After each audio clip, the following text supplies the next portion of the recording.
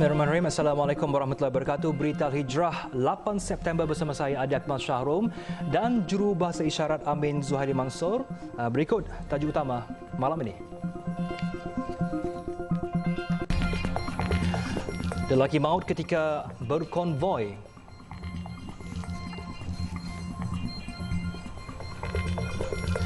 Juga 7,500 kuota pekerja asing dibuka untuk 3 subsektor perkhidmatan.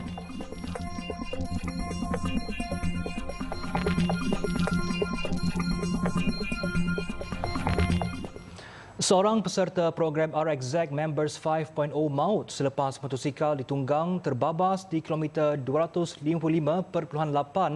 Lebuh Raya Pantai Timur 2 LPT2. Dalam kejadian kira-kira jam 11 pagi tadi, mangsa Muhammad Lukman Misnan, 30 tahun, maut ketika dalam perjalanan secara berkonvoi dari Kuantan menghala ke Gong Badak, Terengganu. Ketua Polis Daerah Kemaman, Superintenden Hanyan Ramlan berkata, mangsa yang berasal dari Banting, Selangor meninggal dunia di lokasi kejadian akibat kecederaan parah di bahagian kepala. Dalam kejadian sama, 2 lagi rakan mangsa Azwadi Ahmad, 36 tahun, dari Felda Kemasol, Triang, Pahang, patah tangan kiri dan kaki kanan. Sementara Harry Aizam Hanafiah, 35 tahun, dari Kuala Pilah, Negeri Sembilan, patah tangan kiri. Menurut Superintenden Hanyan, siasatan awal mendapati kemalangan berlaku apabila motosikal ditunggang mangsa hilang kawalan sebelum melanggar 2 buah lagi motosikal yang berhenti di bahu kiri jalan menyebabkan ia terseret sejauh 37.5 meter. Mayat mangsa dibawa ke unit forensik Hospital Kemaman, manakala mangsa cedera parah dirawat di Hospital Kuantan.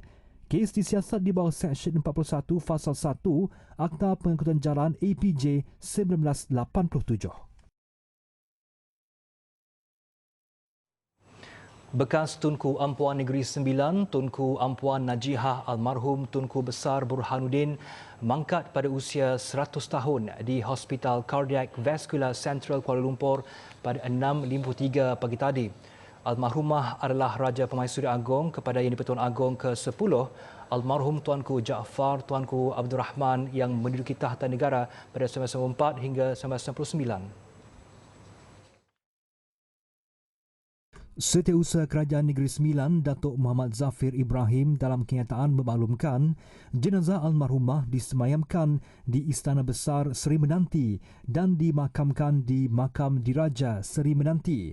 Datuk Muhammad Zafir berkata, tempoh perkabungan bagi kemangkatan almarhumah adalah selama 1 hari di mana semua bendera hendaklah dikibarkan separuh tiang di seluruh Negeri Sembilan pada hari ini sepanjang tempoh perkabungan yang ditetapkan. Sementara itu, semua masjid dan surau di Negeri Sembilan digalakkan mengadakan majlis tahlil dan doa untuk almarhumah dalam tempoh perkabungan. Almarhumah sebelum ini dikenali sebagai Lady with a Heart of Gold berikutan penglibatannya dalam membantu golongan miskin dan individu kurang bernasib baik. Atas jasa almarhumah, beberapa tempat di Negeri Sembilan telah dinamakan sempena nama baginda, termasuk Taman Sinar Harapan Tuanku Ampuan Najihah, Yayasan Tuanku Najihah dan Rumah Kanak-Kanak Tuanku Najihah. Laporan penuh insiden kuari runtuh di Keramat Pulai, Simpang Pulai yang mengorbankan seorang pemandu jengkaut dijangka siap dalam tempoh sebulan. Exco Sumber Manusia, Kesihatan dan Integrasi Perak, Sivanesan, bagaimanapun berkata siasatan awal mendapati tiada unsur kecuaian majikan, malah syarikat terbabit mematuhi prosedur operasi standard SOP yang ditetapkan.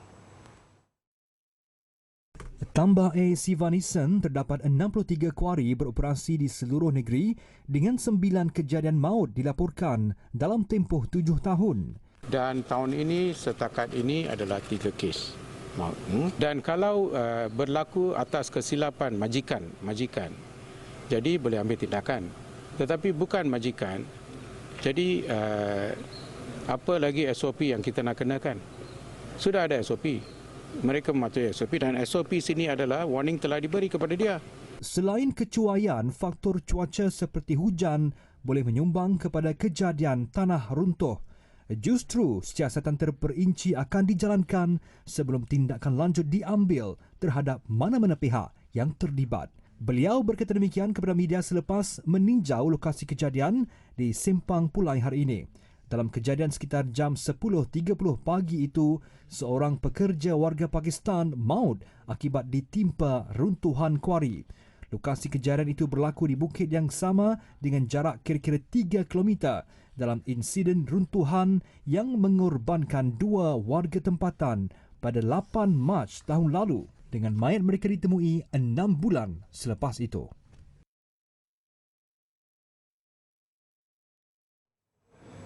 Jemaah Menteri hari ini bersetuju membuka 7,500 kuota bagi pengambilan subsektor perkhidmatan tukang gunting rambut, pekerja tekstil dan tukang emas yang sebelum ini dibekukan sejak tahun 2009.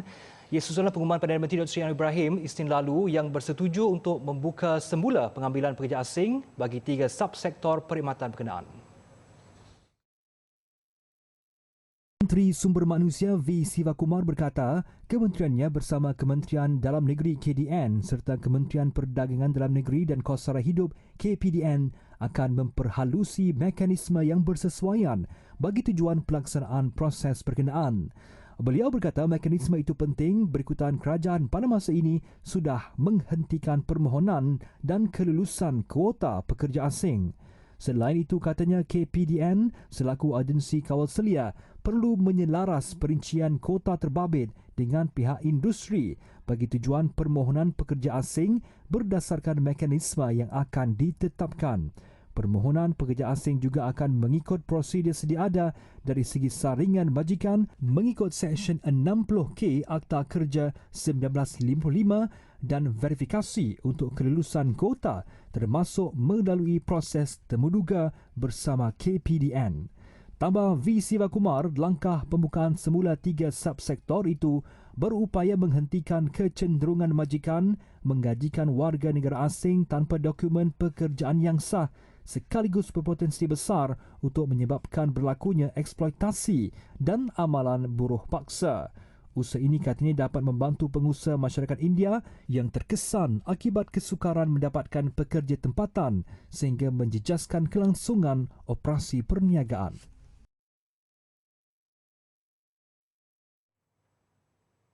Datuk Seri Anwar Ibrahim menyampaikan sumbangan kepada remaja lelaki yang kehilangan ibu bapa dan 4 adik-beradiknya dalam kemalangan di kilometer 5 Jalan Segamat Kuantan Jumaat lepas. Sumbangan kepada Abdul Rahman Amiruddin, 19 tahun, diserahkan oleh setiausaha politik beliau, Ahmad Farhan Fauzi semalam bagi meredakan ujian dan beban yang dihadapi remaja itu. Menerusi perkongsian di Facebook, Datuk Seri Anwar turut memohon agar orang ramai membantu dan mendoakan Abdul Rahman agar kekal kuat semangat dan tabah menghadapi ujian. Kemalangan pada 1 September lepas di kilometer 5 Jalan Segamat Kuantan telah mengorbankan bapa dan ibu Abdul Rahman serta 4 lagi adik-beradiknya. Seorang lagi adiknya, Abdullah Amiruddin, ketika ini masih dirawat di unit rawatan rapi ICU Hospital Segamat, Johor.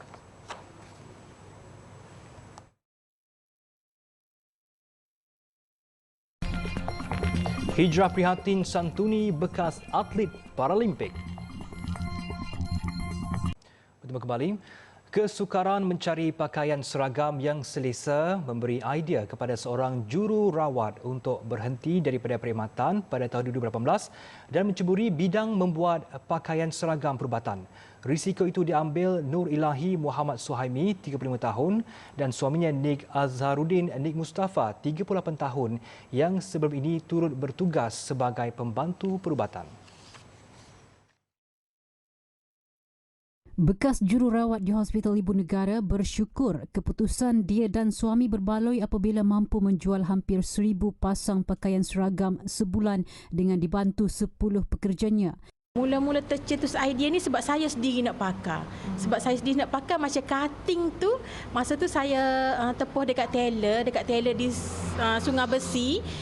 Kiranya saya nak kata memang tak berpuas hatilah sebabnya bila kita pakai tu dia macam rasa tak best. Macam rasa cutting dia tu kita tak sesuai nak kijo. Sebab kijo misi ni memang kita kena rushing lah. Kata rushing, kena ni kadang-kadang maknanya masa tu tercetus idea, saya bagi tahu kata apa kata kalau kita sendiri buat. Kalau kita sendiri buat ready made. Sebab kita, kami pun untuk nurse dan semua jawatan lah.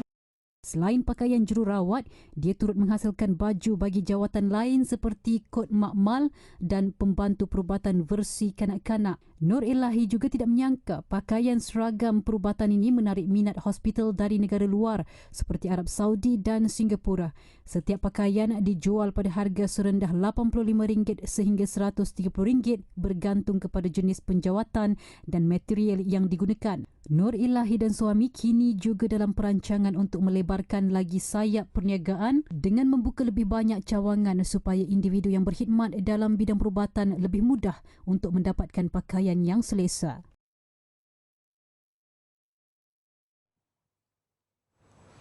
Ibu tunggal yang juga bekas atlet renang Paralimpik Nurul Syakina Abdullah cekal meneruskan kehidupan bersama 2 orang anaknya. Meskipun berdepan masalah pendengaran, ia bukan alasan buat dirinya untuk mencari rezeki sebagai pemain muzik jalanan.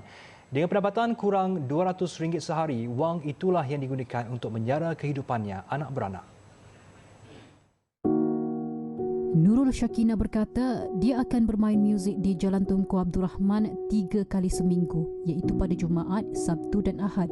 Dia tidak menafikan membesarkan 2 anaknya yang masing-masing berusia 14 dan 18 tahun amat mencabar dengan cabaran kos sara hidup ketika ini.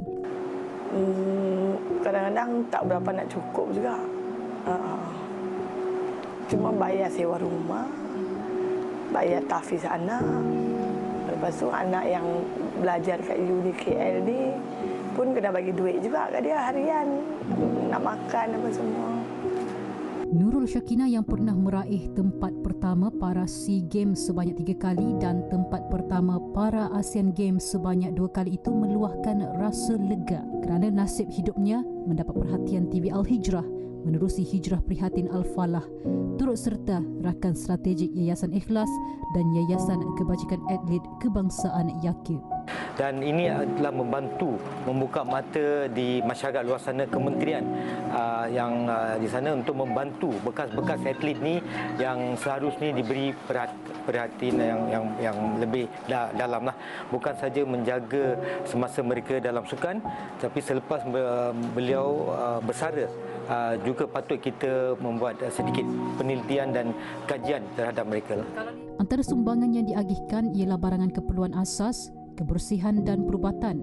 Hijrah Prihatin Al-Falah edisi Bulan Kemerdekaan menyantuni individu memerlukan di 5 lokasi lain sekitar Kuala Lumpur, Selangor dan Negeri Sembilan sepanjang September ini. TV Al-Hijrah turut mengalung-alungkan kerjasama pelbagai pihak bagi membolehkan sumbangan seperti ini dilaksanakan dalam skala besar.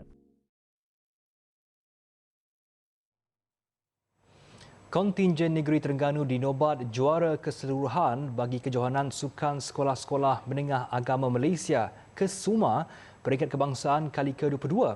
Program tahunan anjuran Jabatan Kemajuan Islam Malaysia JAKIM itu berlangsung selama 5 hari bermula 4 hingga 8 September di lapangan Universiti Malaysia Pahang dan Universiti Islam Antarabangsa Kuantan, Pahang.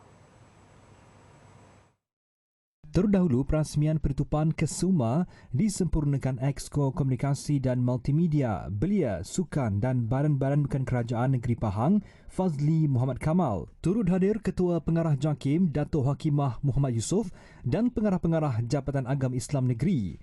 KESUMA yang bertujuan untuk melahirkan pelajar-pelajar cergas fizikal dan cergas minda itu disertai 12 buah negeri dengan keseluruhan kontingen melebihi 2,300 orang. Peserta KESUMA terdiri daripada pelajar-pelajar program KAFA dan sekolah-sekolah menengah agama yang bernaung di bawah Jawatan Kuasa Penyelarasan Pendidikan Islam Kebangsaan JPPIK.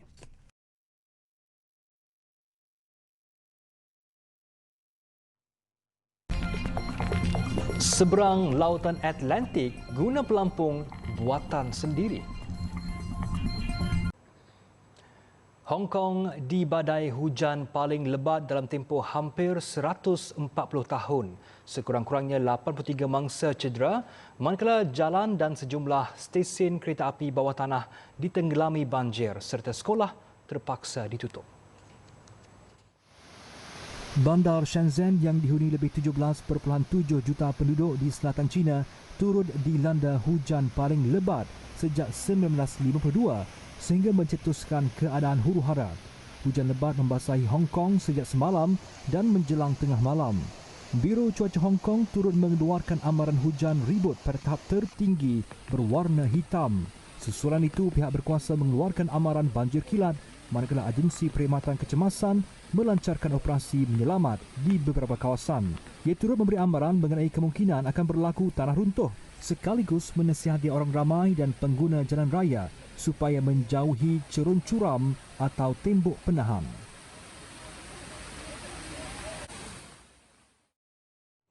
Sebuah helikopter yang menjalani latihan penerbangan malam terhempas di perairan Dubai dan 2 juruterbang dilaporkan hilang. Helikopter Bell 212 itu terhempas di Teluk sekitar jam 8.30 malam Khamis selepas berlepas dari lapangan terbang antarabangsa Al Maktoum, Dubai. Mereka yang terbunuh adalah juruterbang warga Mesir dan Afrika Selatan yang menjalani latihan penerbangan untuk Aerogulf, sebuah pengendali helikopter komersial terkemuka UAE.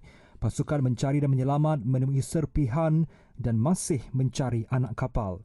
Aerogulf diasaskan pada 1976 untuk menyediakan perkhidmatan kepada industri minyak dan gas sebelum mengembangkan perkhidmatannya kepada sektor lain. Pada 2022, sebuah paramotor terhempas di Dubai mengorbankan juruterbang. Pada tahun sama, sebuah pesawat penumpang satu enjin terhempas di tempat letak kereta di Emirati, ibu negara Abu Dhabi, mencederakan seorang mangsa. Ketua Pegawai Eksekutif Ryanair, Michael O'Leary, dilempar kek pai berkrim oleh 2 aktivis alam sekitar di luar Ibu Pejabat Kesatuan Eropah EU di Brussels. Tindakan itu sebagai satu bantahan terhadap pelepasan karbon oleh syarikat penerbangan tersibuk Eropah itu. Aktivis wanita yang memakai serba hitam itu melempar pai ke arah muka O'Leary ketika beliau ingin bergambar dengan potongan cardboard Presiden EU Ursula von der Leyen. Sejurus itu, seorang lagi penunjuk perasaan bertindak melempar kuih pai di bahagian belakang kepala O'Leary. Identiti kedua-dua aktivis tersebut masih belum dikenal pasti. Bagaimanapun, pengguna media sosial menyifatkan insiden itu rentetan daripada polisi Ryanair yang tidak memberi perhatian kepada pencemaran alam sekitar.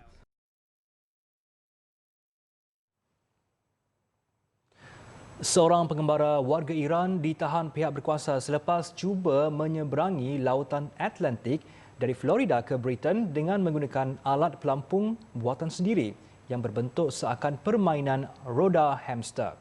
Reza Baluchi, 51 tahun, ditahan ketika dalam perjalanan di Pulau Tybee, Georgia selepas 3 hari bertelagah dengan pengawal pantai Amerika Syarikat.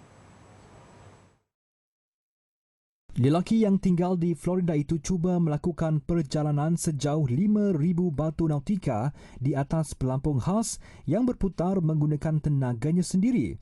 Alat itu dibuat daripada gelong logam dengan roda dayung di kedua-dua sisi yang terapung untuk membolehkan ia berlayar melintasi ombak. Menurut pejabat Sheriff Flagler, pada 26 Ogos lalu, pengawal pantai Amerika Syarikat Valiant berjaya memintas lelaki itu, tetapi dia didakwa mengancam akan membunuh diri menggunakan pisau dan bom yang dibawanya jika sesiapa cuba menangkapnya.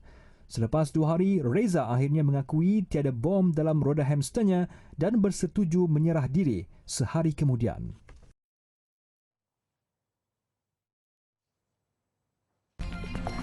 Pengeluaran getah asli susut 4.5%.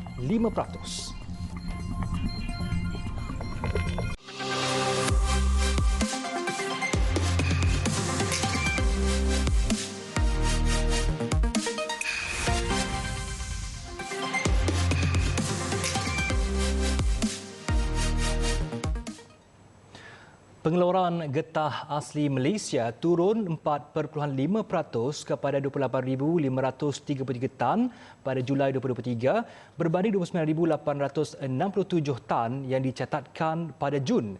Ketua Perangkawan Datuk Seri Dr. Muhammad Uzir Mahidin berkata, pengeluaran getah asli Malaysia pada Julai tahun ini disumbangkan oleh sektor pekebun kecil sebanyak 82.5%, manakala sektor estet sebanyak 17.5%. Jumlah stok getah asli pada Julai 2023 berkurangan 9.9% kepada 143,840 tan daripada 159,718 tan pada Jun 2023. Sementara itu, Datuk Seri Dr. Muhammad Uzir berkata, ekspor getah asli Malaysia berjumlah 51,785 tan pada Julai 2023 meningkat 6% daripada 48,848 tan pada Jun 2023 disumbangkan oleh produk berasaskan getah asli seperti sarung tangan getah, tayar dan benang getah. China terus kekal sebagai destinasi utama untuk ekspor getah asli iaitu berjumlah 42.8% daripada jumlah keseluruhan ekspor pada Julai 2023, diikuti Jerman 9.5%, Pakistan 4.4%, Amerika Syarikat 3.3% dan Brazil 2.2%. Menurut DOSM, analisis perbandingan harga purata bulanan menunjukkan latex pekat merekodkan penurunan iaitu 1.5% kepada 490.18 sen sekilogram pada Julai 2023 daripada 497.70 sen sekilogram pada Jun 2023. Sekerap pula berkurangan 2.2% kepada 471.14 sen sekilogram pada Julai 2023 daripada 481.91 sen sekilogram pada Jun 2023. Harga bagi semua jenis getah mutu Malaysia GMM pula turun di antara 1.5% dengan 2.3% seiring dengan penurunan harga komoditi Bank Dunia. Menurut laporan Malaysia Rubber Board Digest pada Julai 2023, trend pasaran getah Kuala Lumpur menunjukkan prestasi bercampur-campur seiring dengan pasaran hadapan getah serantau. Ini berikutan kebimbangan terhadap kelembapan ekonomi global walaupun pengumuman positif oleh Bank Dunia. Pasaran juga bertindak balas secara negatif terhadap pengukuhan ringgit serta peningkatan dalam pengeluaran getah asli tempatan. Baik, sekian untuk malam ini. Saya Adi Akmal Shahrom dan jurubahasa isyarat Amin Zuhaili Mansor. Satukan ummah dengan ilmu bagi memperkasa Malaysia Madani. Assalamualaikum warahmatullahi wabarakatuh.